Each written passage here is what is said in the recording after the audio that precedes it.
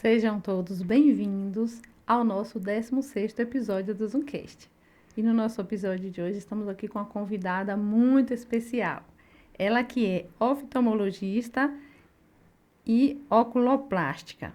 Fez faculdade na FTC em Salvador e residência médica e subespecialização em Salvador, no Hospital Humberto Castro Lima. Seja bem-vinda, Amanda Araújo. Obrigada, Gilca. É um prazer estar aqui com você hoje, com todos vocês, para a gente falar um pouquinho, dessa área que é tão encantadora, a oftalmologia. Muito obrigada pelo convite, é um prazer estar aqui. Obrigada, viu? E eu sou Gilca, host do Zoomcast. E para começarmos o nosso bate-papo, vamos abordar um pouquinho, entender um pouquinho o que é plástica ocular. Tá certo, então vamos falar. Sim. A oftalmologia, ela parece muito pequenininho, Porque o olho, ele tá ali tão pequenininho, mas assim, a gente tem muitas especialidades, muitas áreas de atuação. Depois dos 3 anos de oftalmo, a gente faz outras subespecialidades onde a gente vai focar em uma área específica. Então, tem subespecialidade em retina, catarata, córnea. Então, cada partezinha do olho tem uma especificação. E no caso da plástica, não é diferente. A gente fica 2 anos estudando, fazendo cirurgia, focando mesmo nessa parte, focada nas pálpebras. Então, é especificamente pálpebras, vias lacrimais e órbita que a gente trabalha. Então, são 2 anos depois dos 3 da oftalmo que a gente foca só nisso. E por que você escolheu a plástica? Alguma Então, coisa especial? sim. Eu tenho muito aquela questão, assim, do olhar, assim, encantar, Acho que, assim, os olhos da gente são a janela da alma, como muita gente fala. Sim. E o olhar, aquela coisa, assim, encanta. Sempre me encantou. E as pálpebras, elas trazem pra gente aquele ar de leveza, aquele ar, assim, de brilho mesmo. É o brilho do olhar. E você conseguir corrigir isso, muitos pacientes que apareciam com situações como pitose, com olho fechado, com alterações funcionais mesmo, tumores grandes na pálpebra, que você pode ajudar a corrigir isso, me encantou durante a minha formação. E aí, nesses 3 primeiros anos, a gente começou a trabalhar nessa área, e aí eu vi que realmente essa era o meu foco. Também a gente vê a parte das crianças que têm obstrução de via lacrimal, e com cirurgia a gente consegue corrigir. Então, isso também me encantou nessa área e aí eu resolvi focar mesmo em Você vê um plástica. quadro de uma forma e depois mudar aquilo ali, ficar uma coisa Exatamente. perfeita. É Maravilhoso maravilhoso. demais. É Você maravilhoso. se apaixonou por a área da plástica. É muito legal. E assim, qual a plástica principal nas pálpebras? Certo. Tem várias cirurgias, é um campo assim bem explorado mesmo da parte da cirurgia, mas o principal é a blefaroplastia que a gente faz. A blefaroplastia é o carro-chefe, onde a gente vê muito mesmo a correção daquelas peles que estão caidinhas em cima da pálpebra, aquele excesso de gordura na parte inferior, que isso dá um olhar de cansado para a pessoa, ou então que o olho está muito fechadinho e a gente pode corrigir. Então, na blefaroplastia, que é essa cirurgia que eu estou falando, que corrige tanto a pálpebra de cima quanto a de baixo, a gente consegue melhorar isso, melhorar esse ar de cansado, melhorar esse desconforto que o paciente sente ao longo dos anos, E aí a gente consegue dar uma melhorada, dar uma rejuvenescida no paciente. Todo mundo quer. Tem uma diferença assim entre a pálpebra inferior e a superior, a cirurgia? Tem sim, tem sim. A pálpebra superior é geralmente a que mais opera, O que a gente mais faz é a pálpebra superior, porque ela realmente fecha o eixo da visão e a pessoa começa a não conseguir enxergar direito. Então, além da questão estética, tem a parte funcional também. Na verdade, esse tecido da pálpebra, ele é um tecido bem fino, tem pouca musculatura, então até a recuperação assim é bem tranquila, Pode ficar muito roxo porque é muito vascularizado, mas é uma boa recuperação porque o tecido é bem fininho. Mas na pálpebra superior, os pacientes queixam mais assim de peso, de incomodar o eixo da visão, de não conseguir enxergar direito. E o desconforto na pálpebra inferior é quando tem muito excesso de gordura. Então, tem aquela questão da pálpebra inferior ficar mais inchadinha, fica com ar mais de cansado. Então, geralmente, a diferença que os pacientes reclamam é mais essa, assim, com relação à pálpebra superior e à inferior. Mas as duas dá para corrigir cirurgicamente. Se incomodar, a gente consegue fazer. Tranquilamente. Eu tenho esse probleminha, do inchaço, assim, às vezes a pessoa olha, tá cansada hoje, às vezes nem tô cansada, Sim, mas... sim. Nem tá cansada. Dormiu mas super bem, né? dormi bem, mas... tá cansada? Não, é assim mesmo, Aham. inchadinho. É a questão genética, né? Às vezes a Sim. gente tem na família muita gente que tem esse excesso de bolsa de gordura na pálpebra Uhum. inferior, e mesmo a pessoa sendo jovem, fazendo atividade física, sendo magrinho, tendo um bom estilo Tem de vida, mas tem a questão da genética, que não tem como a gente lutar contra. isso. É Mas meu pai que tinha seu pai também esse tinha, né? inchadinho. Aí, tá Ah, vendo? então, tô herdando esse inchadinho dele. Exato.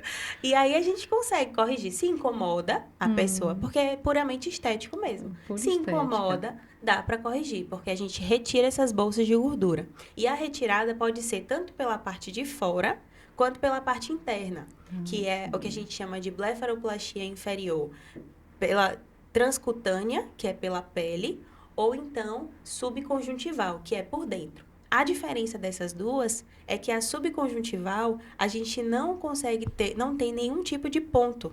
Hum, Então, é uma coisa boa porque o paciente não vai ter nenhuma cicatriz externa, só retira a bolsa de gordura. E já a blefaroplastia transcutânea, que é pela pele, a gente tem uma cicatrizinha, mas tem as indicações de cada tipo de cirurgia.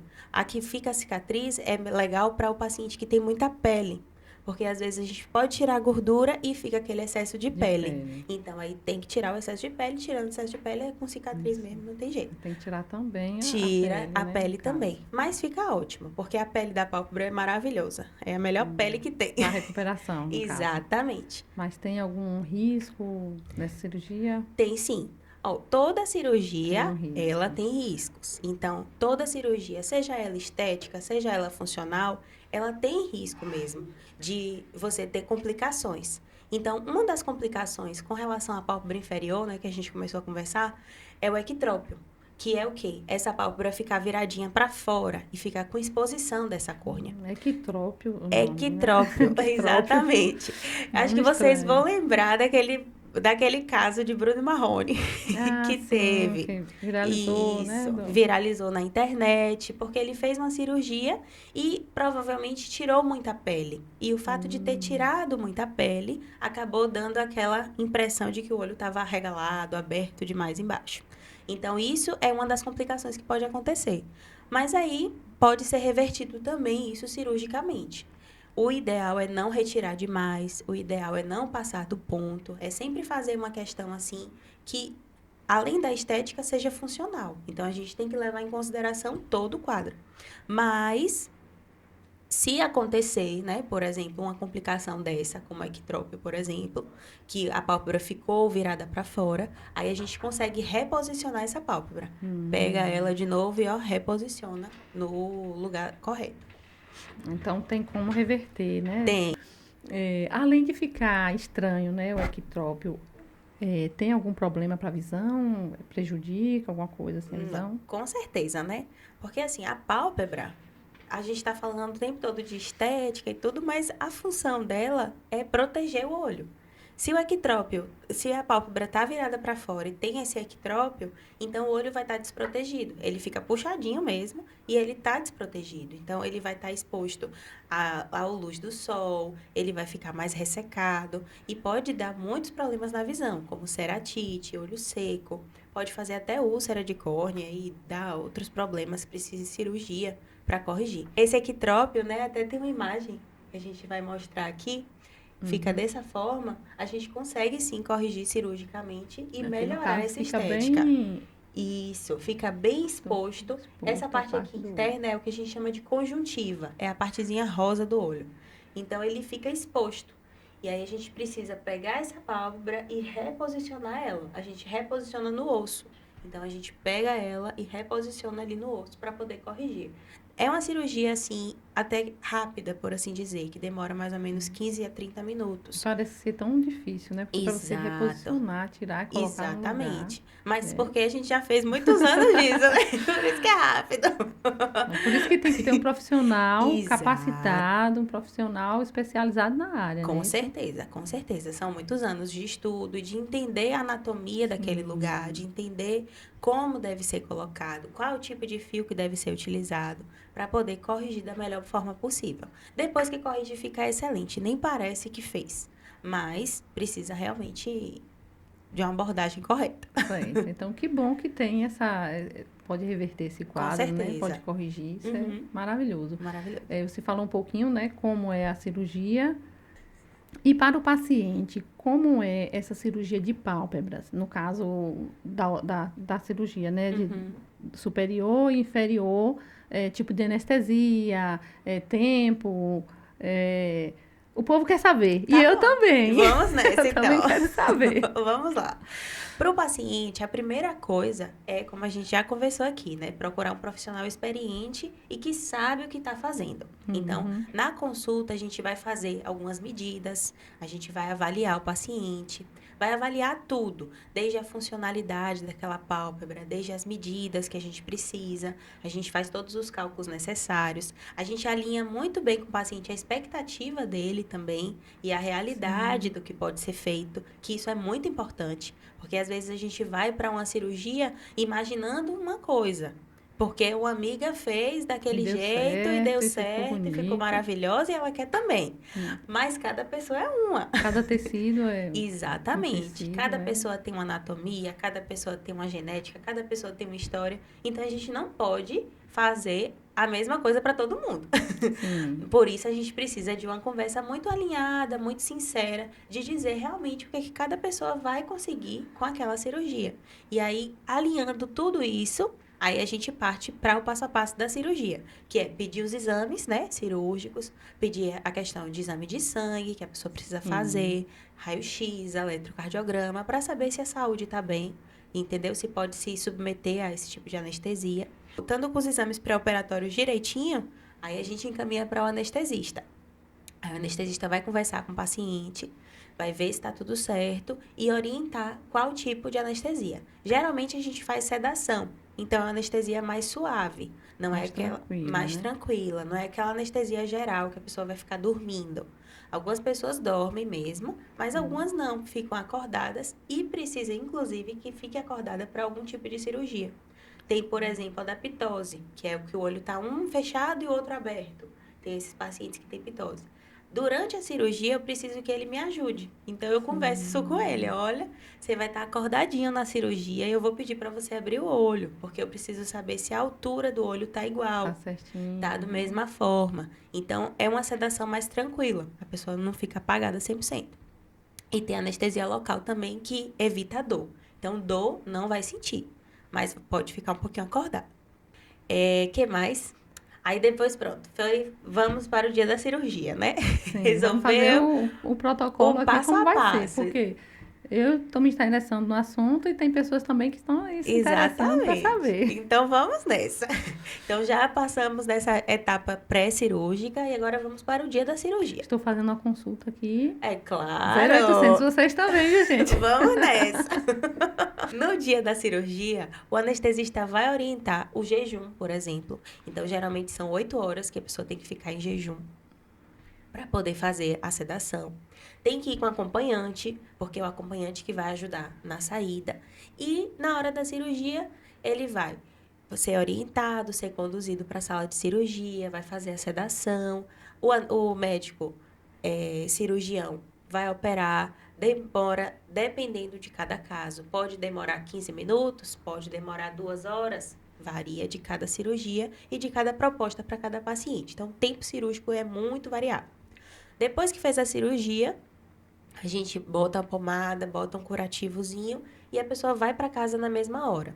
Então, no mesmo dia. No mesmo dia tá livre. Não precisa ficar internado, porque é feito geralmente em hospital dia. Então, você operou e vai para casa. A não ser que aconteça alguma complicação e precise ficar, mas geralmente não tem esse tipo de complicação e a pessoa vai para casa no mesmo dia mesmo. Tranquilamente. Isso. Aí vai com acompanhante e vai ficar em casa de molho. Não vai poder fazer nada. Tem esses pós-operatórios aí que é bom dar umas dicas também, né? Exatamente. Do pós-operatório. Às vezes a pessoa acha que porque operou rapidinho, no mesmo dia, foi para casa, é só na pálpebra. pode sair fazendo estripolia. Não pode, não. pode. De jeito nenhum.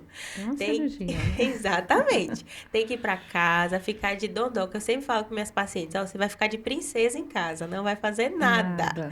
Arrume alguém pra poder fazer, pega uma filha pra fazer suas coisas, porque tem que ficar de repouso mesmo. E aí, depois, a gente reavalia com 7 dias, que é um tempo para você ficar em casa, fazendo compressa gelada, que é muito importante, porque a pálpebra ela é muito vascularizada, então fica muito roxo. Fica parecendo que tomou uma pancada no olho. É um negócio feio. Os primeiros dias não é bonito não, viu, gente? Fica bem... Fica bem inchado, fica roxo, fica mesmo. Mas depois fica maravilhoso. É como se aquilo nunca tivesse acontecido. Mas os primeiros dias tem que ficar em casa, tem que ficar de repouso e fazer muita compressa gelada. A gente orienta sempre. Pegar aquelas bolsas mesmo, botar na geladeira e ficar fazendo e trocando várias e várias horas do dia. Que isso é que vai ajudar a fazer vasoconstricção e melhorar esse inchaço, essa roxidão. E esses resultados, eles são permanentes? Depende de cada genética. Uma pergunta é difícil. Pois é uma pergunta bem difícil. Depende muito, porque assim, cada paciente, como a gente já tem falado, o tempo todo é único. E a gente não pode prometer resultado, né? Eu sei que na parte de estética a gente se preocupa muito com o resultado. Mas antes do resultado, a gente precisa se preocupar com a funcionalidade. Então, assim, a pálpebra da gente tá caidinha, tá incomodando, tá com excesso de pele, mas você vai tirar no limite. Para você continuar preservando aquela função, para não gerar uma complicação depois. Então, eu vou tirar um tanto de pele e pode ser que daqui a 5 anos, daqui a 10 anos, essa pele aumente. Fique flácida e precise fazer uma nova cirurgia. E aí, no caso, pode fazer a cirurgia novamente? Não tem problema? Pode, não tem problema não.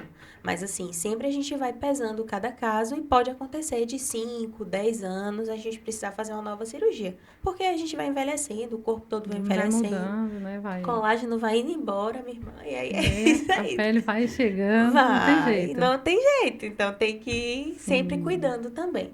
Além dessa parte cirúrgica, é sempre importante a gente associar os tratamentos estéticos e os tratamentos com dermatologista.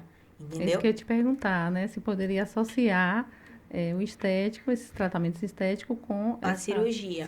Com certeza. Pode, e né? isso é uma coisa que é uma dúvida bem frequente. Dúvida bem frequente no consultório, porque às vezes o paciente quer fazer botox, por exemplo, porque tem muita linha de expressão e quer melhorar essas linhas com botox. O botox a gente orienta ou fazer no dia da cirurgia, que tem muitos médicos que fazem no mesmo momento, ou então esperar um tempinho depois, no caso 30 dias, 60 dias pós-cirurgia para poder fazer, porque aí nesse tempo você já reduziu o edema, já reduziu o inchaço e aí consegue aplicar melhor, consegue ver onde fica e o resultado vai ficar muito melhor. Se você fizer logo, e outra coisa também importante de falar, não dá para fazer o botox antes da cirurgia logo na sequência, porque ele vai mascarar muita coisa. Pode fazer depois, antes depois sim, antes não, o ideal. E aí também, depois da cirurgia, você pode associar fio de sustentação, preenchimento, aqueles tratamentos com dermatologista também, de melhora da pele, de melhora de colágeno, creme. Mas, além de tudo isso, protetor solar que tem que usar independente dia e noite, o tempo inteiro. Porque tem que usar mesmo.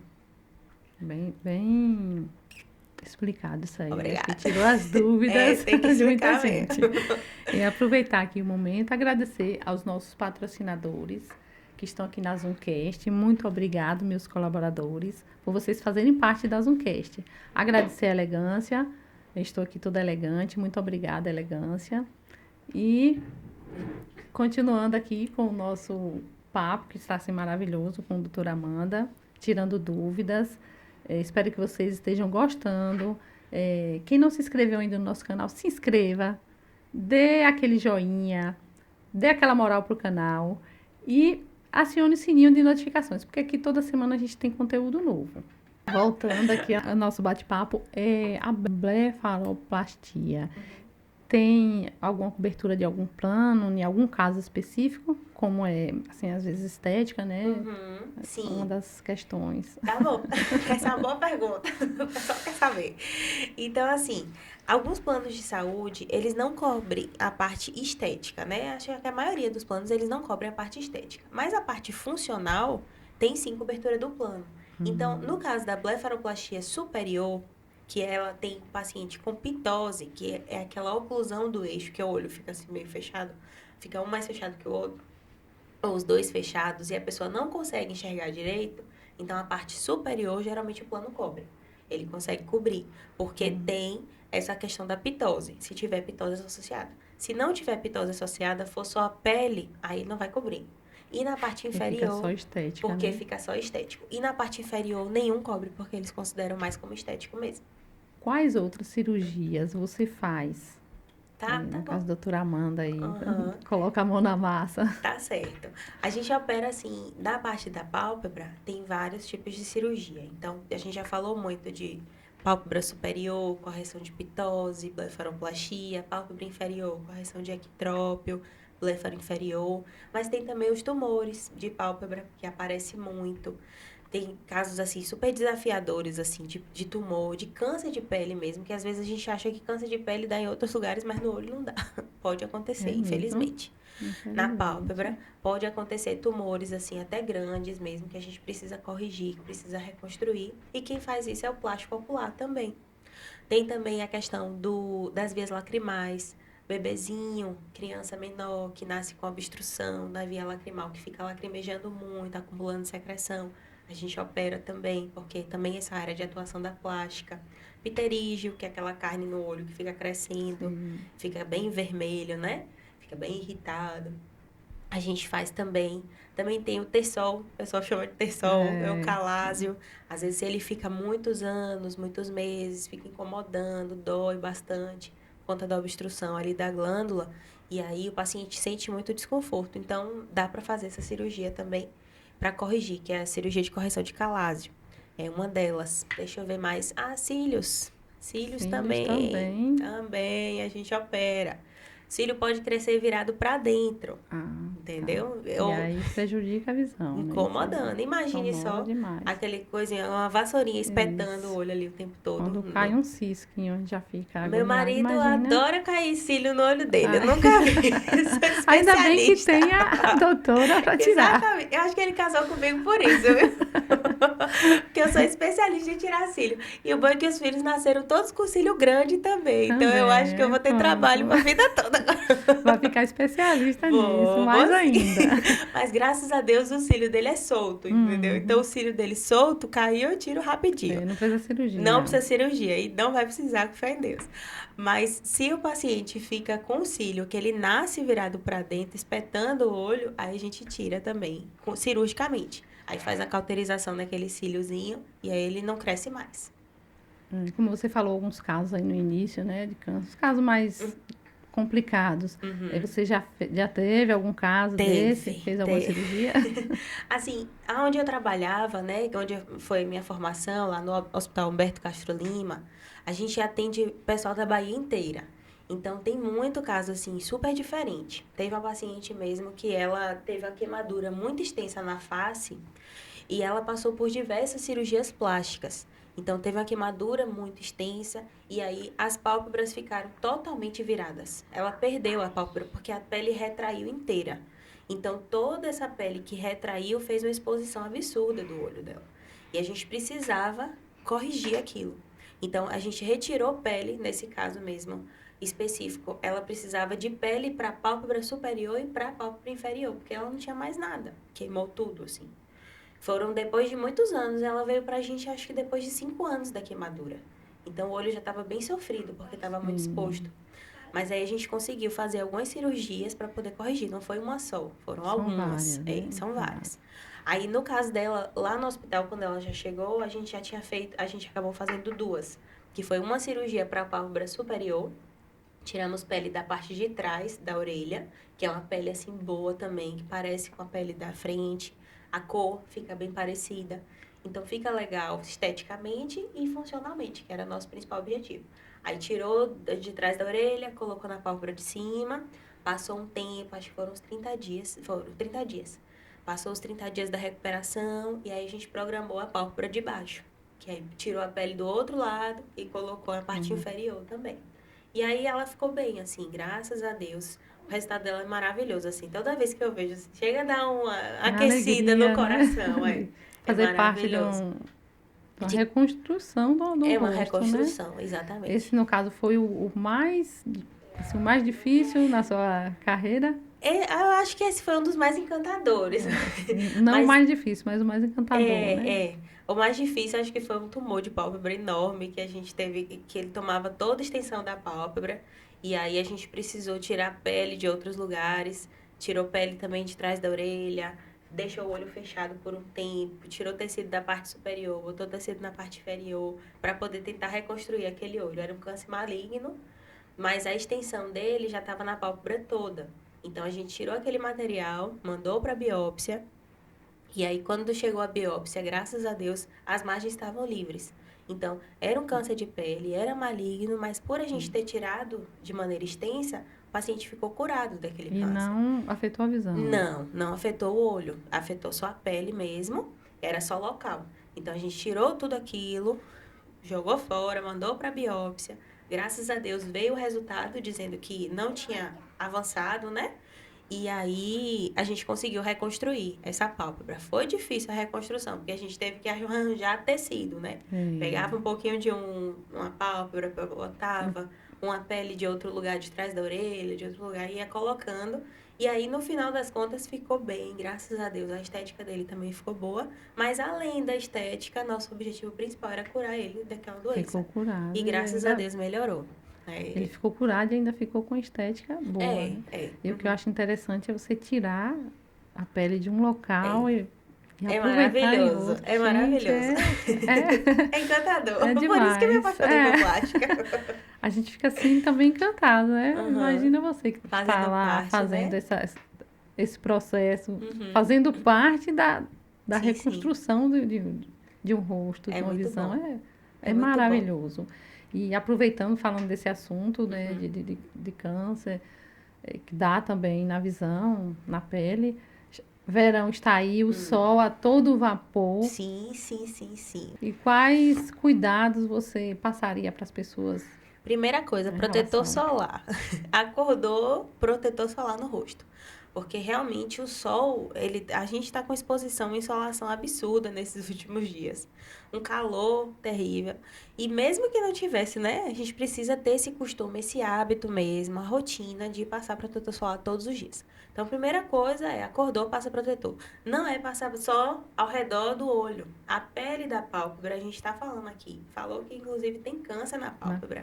Precisa passar o protetor em cima da pálpebra. Tem os protetores de rosto, eles são específicos também para a pele da pálpebra. Então, passar na pálpebra de baixo, passar na pálpebra de cima.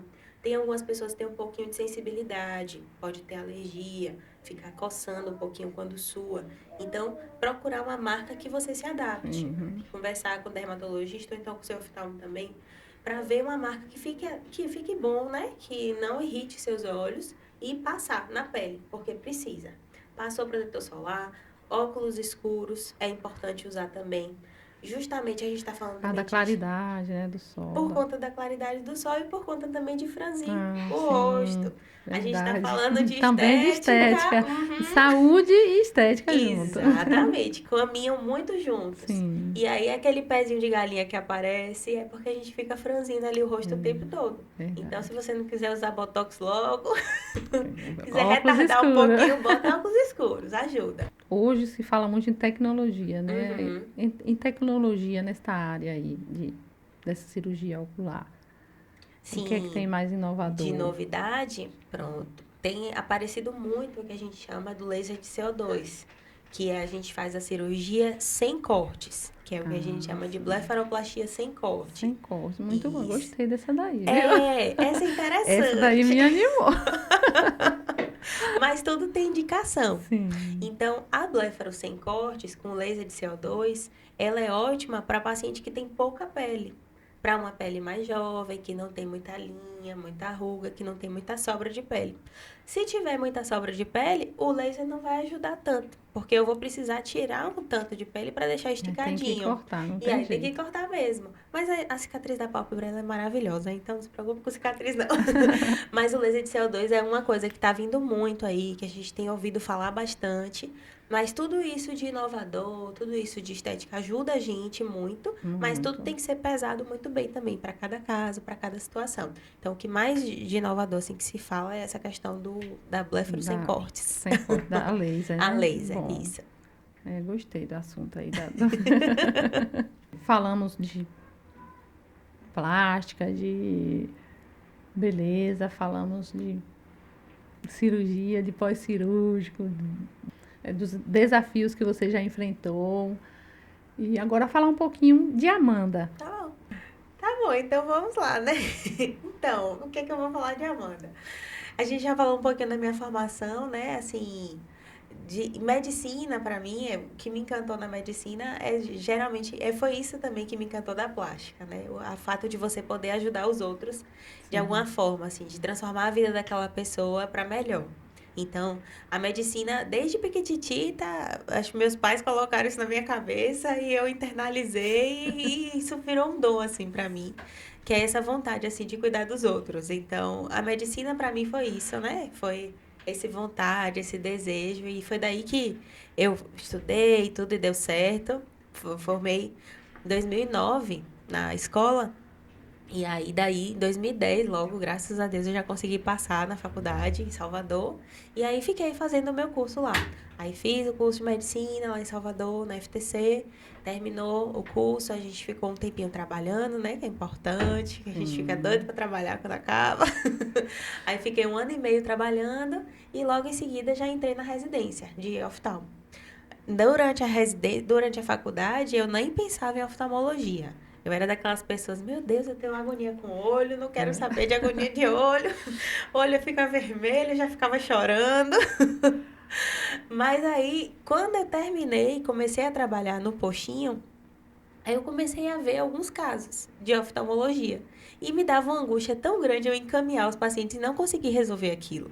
Aquilo foi me agoniando. Eu sempre encaminhando. E os pacientes tinham muita dificuldade, porque eram pacientes de Salvador, mas eram de lugares bem reclusos, assim. E aí tem que marcar com o oftalmologista, aquela coisa toda, né? Que é uma Exatamente. dificuldade E era das uma pessoas. dificuldade. Teve até um caso que eu estava trabalhando no postinho e chegou um senhorzinho assim, bem simples, e ele precisava de um colírio para poder melhorar. Tava com uma conjuntivite tão grande que eu nunca tinha visto. Eu tinha acabado de formar e vi aquele olho extremamente vermelho, que me dava agonia, né?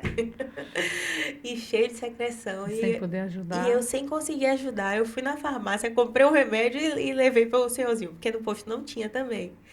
E aí, depois desses casos, aí aparecendo um, outro, eu encaminhando, aí eu disse, olha, não, acho que eu tenho que fazer oftalmo, vou parar de encaminhar.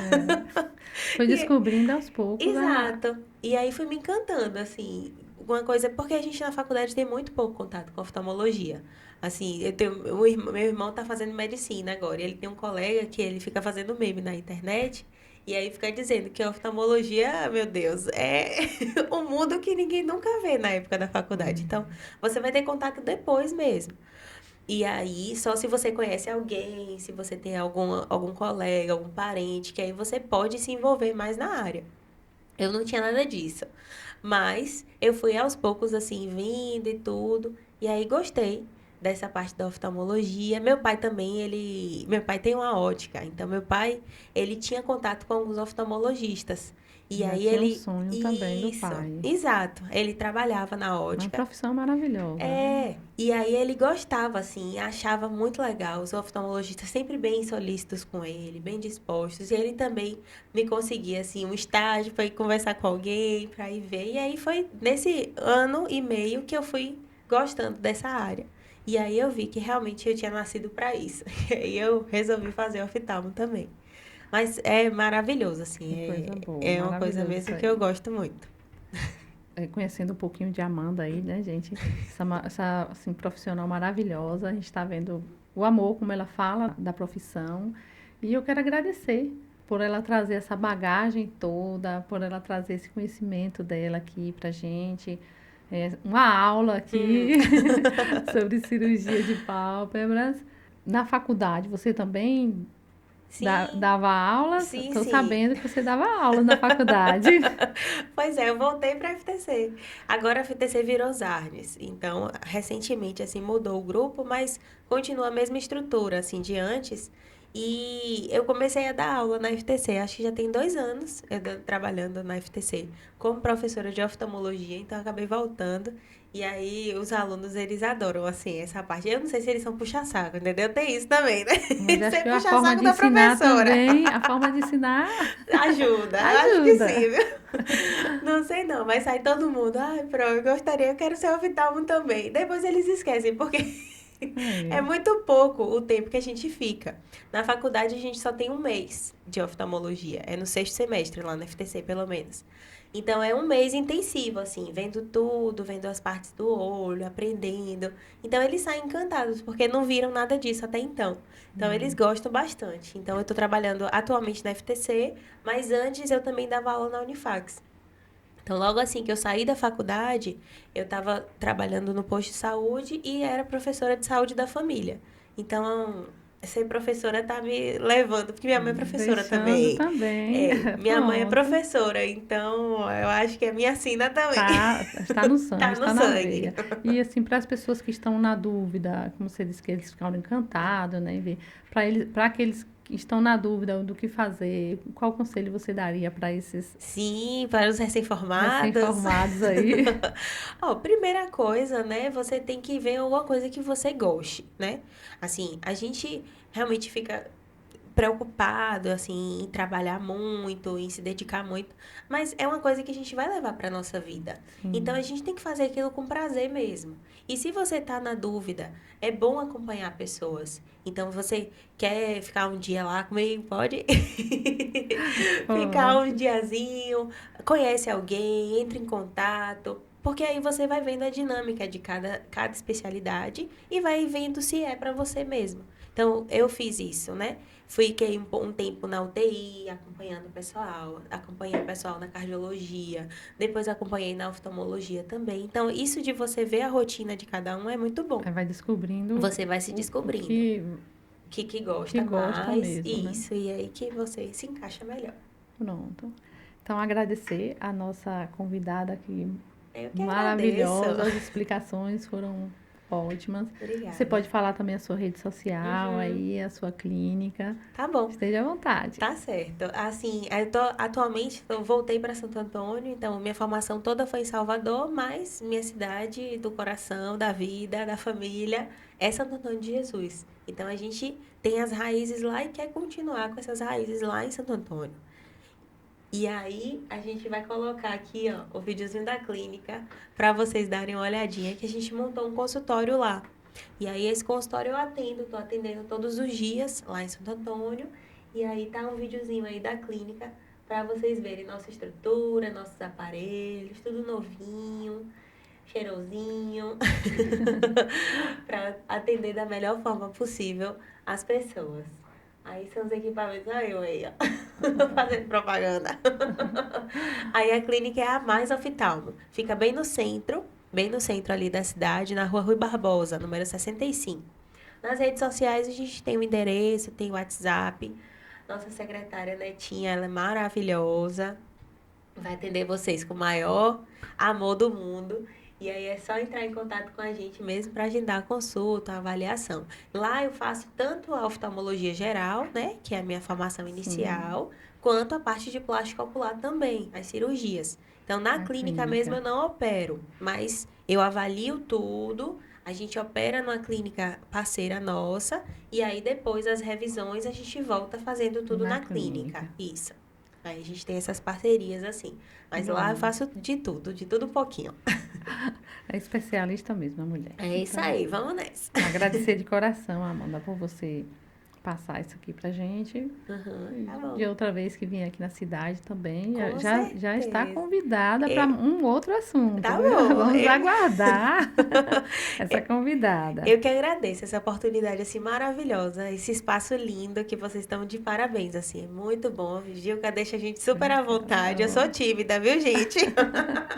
Mas Gilca deixa a gente super à vontade, a gente conversa, bate papo. E Diógenes também, nosso cinegrafista topíssimo. Adicionado. Muito obrigada, viu, por tudo. Obrigada pela essa oportunidade de poder falar um pouquinho, esclarecer dúvidas. E eu estou à disposição foi sempre. ótimo. Para mim é um prazer maravilhoso. E agradecer a você também que está aí coladinho com a gente. Muito obrigado. Aqueles que já se inscreveram, de coração, muito obrigado. Quem não se inscreveu ainda, se inscreva no nosso canal. Dê aquele joinha, acione o sininho para notificações, que toda semana tem episódio novo aqui na Zoomcast. E assuntos assim maravilhosos, que você vai ficar assim ligado e vai aprender muito. Então, você que é apaixonado por conhecimento, não perca nosso podcast, tá? Beijo no coração e gratidão.